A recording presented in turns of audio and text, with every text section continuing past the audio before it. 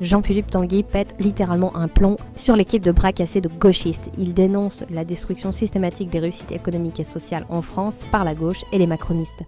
C'est vrai qu'il n'y a pas suffisamment de choses qui ont échoué en France et il faut détruire un des rares trucs qui peut fonctionner encore un petit peu dans notre pays, mettre des gens dans la précarité, détruire des emplois et surtout aller pomper les classes moyennes supérieures, l'obsession de la haine des socialistes depuis 15 ans avec François Hollande qui avait déclaré que toute personne au-dessus de 4 000 € était un riche en France. On retourne toujours aux fondamentaux des socialistes.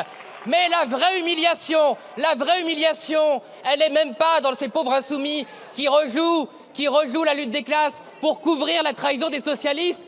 Elle est dans le retour à la niche des macronistes. Voilà, vous avez planté un couteau dans le dos dans François Hollande il y a bientôt 10 ans et maintenant il se venge puisque vous le suppliez de ne pas vous censurer et vous êtes prêts à tout abandonner, à tout lâcher. Et là-dedans, les cocus, les super cocus, les hyper cocus, les méga cocus, c'est les LR.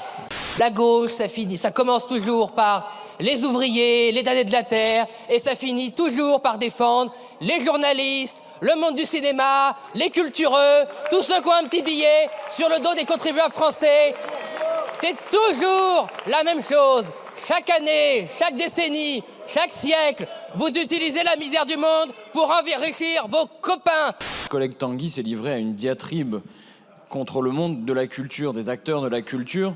Et conformément à l'esprit paranoïaque qui habite l'extrême droite, il nous a expliqué qu'elle était hantée par ces cultureux, comme il l'a dit avec beaucoup de mépris, qui seraient les valets de la gauche.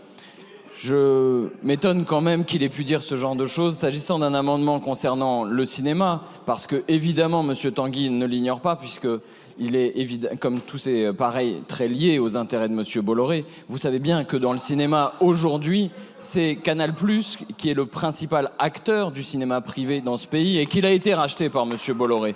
Donc nous comprenons bien que quand vous déposez des amendements qui visent à casser le financement public de la création cinématographique, vous avez encore une fois pour objectif de faciliter la tâche à M. Bolloré. Je comprends que je suis l'homme de Bolloré, je pense que ça le fera beaucoup rire, en tout cas moi ça m'amuse beaucoup.